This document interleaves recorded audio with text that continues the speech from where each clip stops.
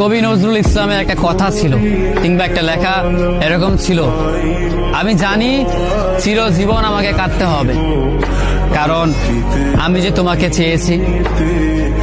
আসলেই আমি যে তাকে চেয়েছি এই জন্য আমাকে সারা জীবন কাটতে হবে, কারণ আমি তাকে কোনোদিন পাবো না, আর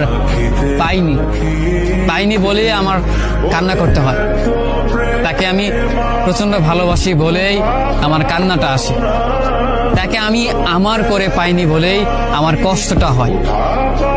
কবি নজরুল ইসলামের লেখাটা খুব দারুণ ছিল। আসলেই তাকে পাইনি বলে আমাকে সারা জীবন কান্না করতে হবে।